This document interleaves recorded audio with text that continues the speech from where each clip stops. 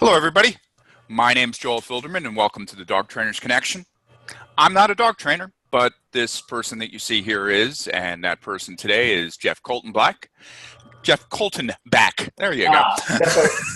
Messed up your name to begin with. There you go. You know what? I've been called worse. Yeah.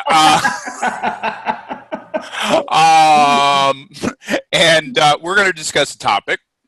And the topic we're going to discuss today is pit bulls and bully breeds. And the reason that Jeff and I are discussing that is that Jeff has been training pit bulls and bully breeds since 1992, and he's become somewhat of an expert.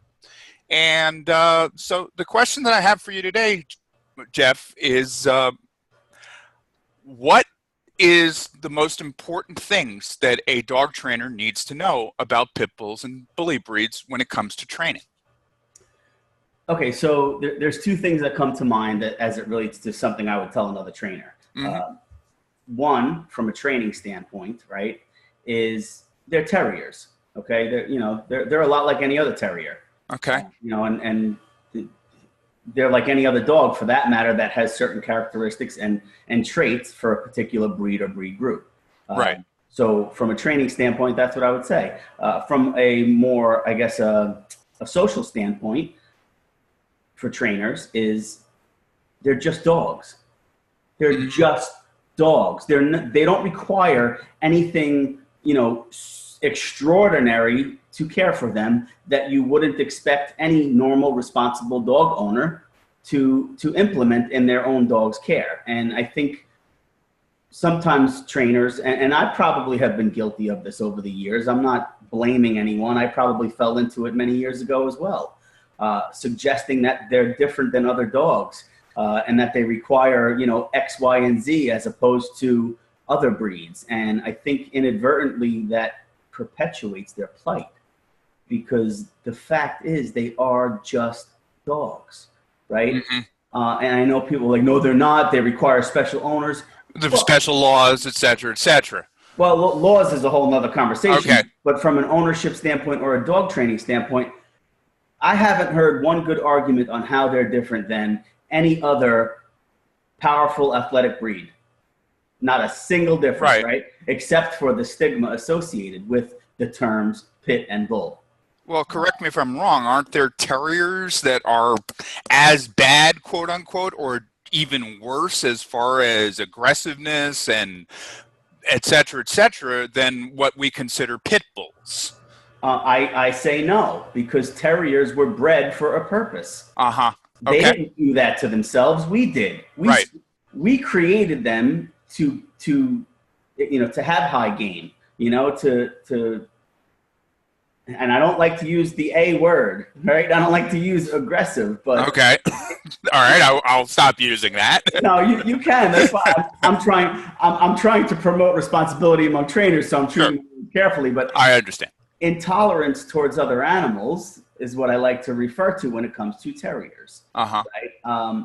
Herding dogs are prone to territoriality. Does that make it a behavioral problem or a breed characteristic? Huh.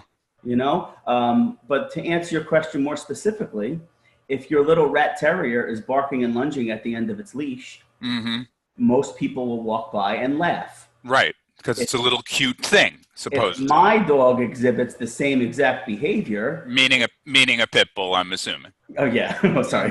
That's okay. Yeah, it's a problem. Now, obviously, my dogs don't do that, thank God. But I work with dogs that do exhibit high anxiety and high intolerance towards other animals. So from the training standpoint, and granted, I don't minimize the capability of the American Pit Bull Terrier. I know how capable they are as animals. But you know what? So are German Shepherds and Rottweilers and Dobermans and Boxers and Cane Corsos and Presicanarios ad infinitum. There are a lot of large, powerful, athletic dogs that require normal, responsible pet ownership, right? Yeah. So from that standpoint, that I think we trainers have to move away from characterizing them as some different monster of a dog when they're just dogs, right? From a training standpoint, how would you train a boxer pup or a lab pup? Sure. Right? You would expect an intelligent, high energy, eager to please puppy. Right.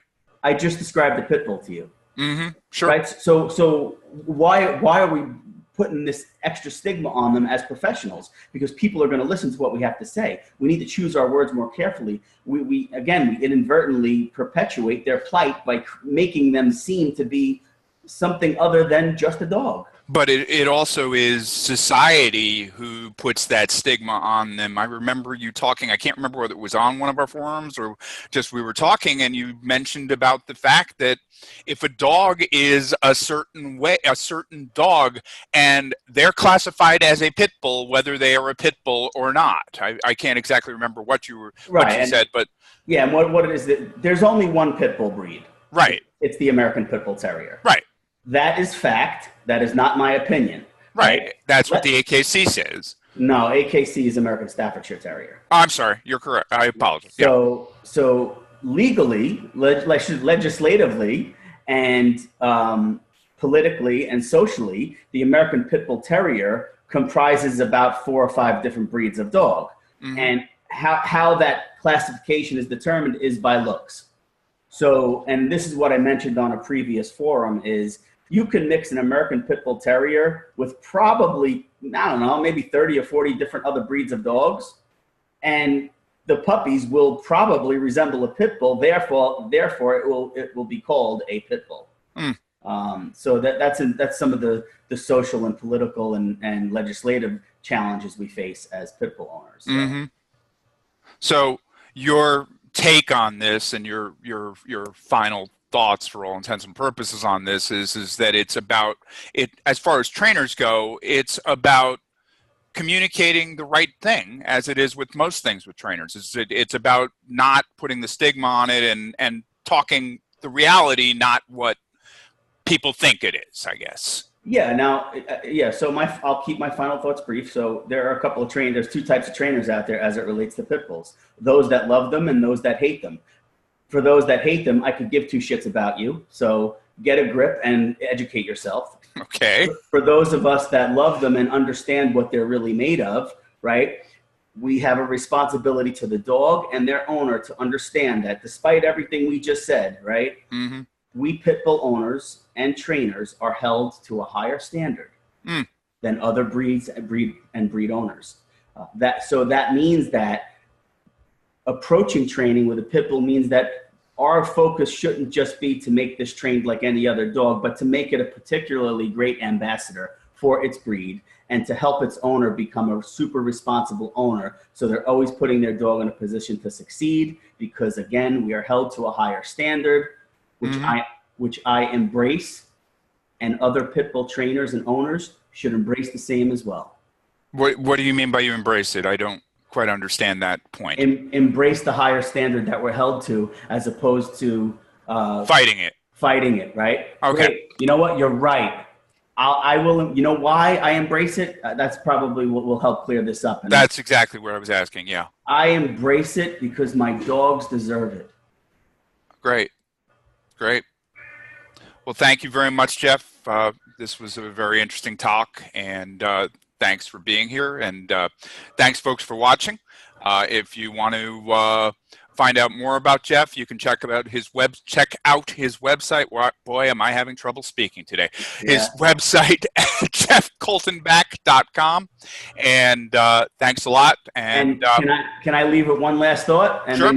So I'm going to show you the most important pit bull statistic that there is. Okay, it's on my T-shirt. Hopefully, you can read it.